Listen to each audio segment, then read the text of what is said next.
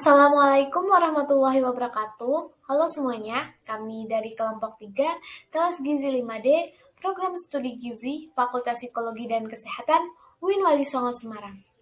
Di video kali ini, kami akan mempresentasikan tentang perilaku dan sosial budaya yang membantu terjadinya masalah gizi dan kesehatan. Kami dari kelompok 3 yang beranggotakan saya Nikmah Latifatul Akfa dan rekan saya Mutiara Salisa Izanusa. Video ini disusun guna memenuhi tugas mata kuliah pendidikan gizi dengan dosen pengampu Ibu Pradipta Kurniasanti SKMM Gizi. Apakah perilaku dan sosial budaya berpengaruh terhadap terjadinya masalah gizi? Jadi, sejak dulu diketahui bahwa perilaku dan sosial budaya dapat berpengaruh terhadap terjadinya masalah gizi.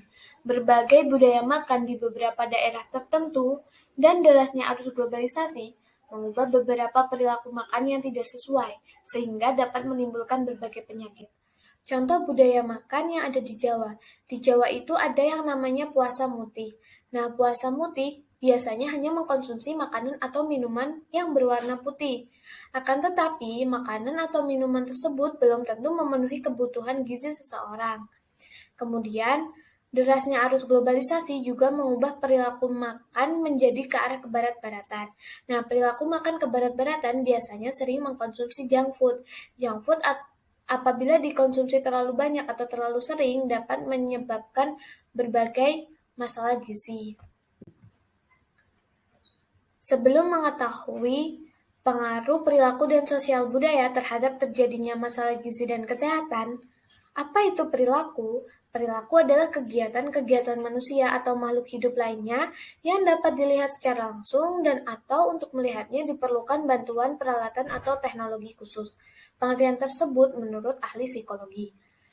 Kegiatan manusia yang dapat dilihat secara langsung contohnya seperti berjalan, berlari, atau memasak.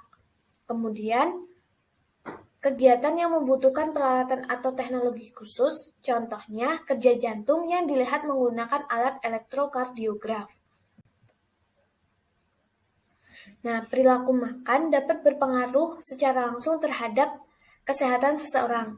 Perilaku makan dapat menyebabkan gizi kurang atau undernutrition dan gizi lebih atau overnutrition. Faktor apa saja yang mempengaruhi kebiasaan makan? Nah, kebiasaan makan seseorang secara umum dipengaruhi oleh dua faktor, yaitu faktor budaya dan faktor fisik. Faktor budaya meliputi 1. Status sosial, 2. Makanan khusus, 3. Perayaan, dan yang keempat etika. Kemudian faktor fisik. Faktor fisik meliputi produksi, penyimpanan, pengawetan, distribusi, dan pengolahan bahan makanan. Selanjutnya, materi akan disampaikan oleh rekan saya, Mutiara Salisa Izanusa.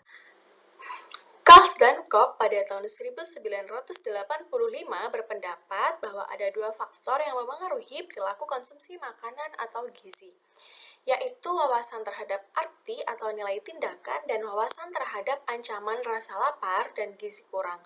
Wawasan ini berkaitan dengan pengetahuan, sikap mental atau emosi, dan kesungguhan baik berasal dari proses sosial maupun dari sistem keluarga itu sendiri. Yang pertama yaitu wawasan terhadap arti atau nilai tindakan. Wawasan ini dipengaruhi oleh masalah kemiskinan atau ekonomi, pengalaman-pengalaman yang telah diperoleh sebelumnya, serta wawasan keberhasilan tindakan. Ditinjau dari segi ekonomi, masyarakat miskin memandang arti makanan umumnya hanya untuk memenuhi kebutuhan biologis. Nah, untuk masyarakat yang berkecukupan memandang bahwa makanan di samping berfungsi memenuhi kebutuhan biologis, namun juga menunjukkan status sosial. Lalu untuk ditinjau dari segi pengalaman, masyarakat yang sudah terbiasa mendapat pelayanan kesehatan pada umumnya memiliki wawasan terhadap gizi dan kesehatan yang lebih baik. Yang selanjutnya yaitu wawasan terhadap ancaman rasa lapar dan gizi kurang.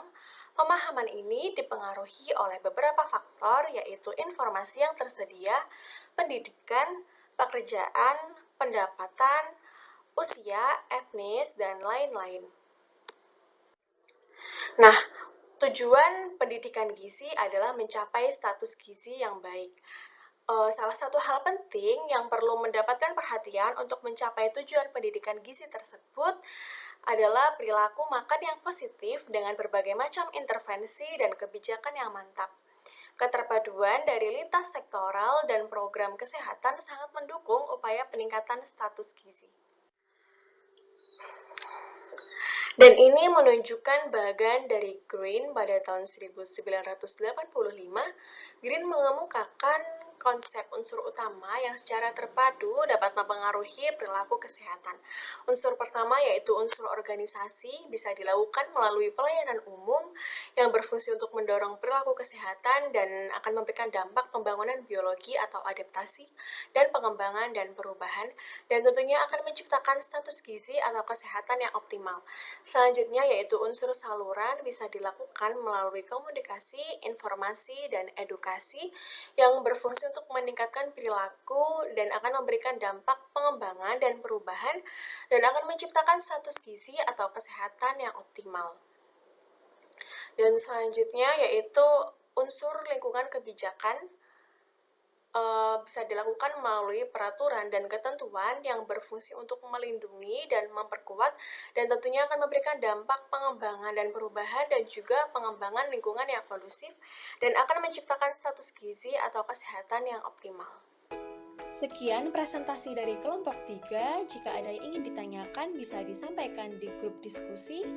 Terima kasih dan wassalamualaikum warahmatullahi wabarakatuh.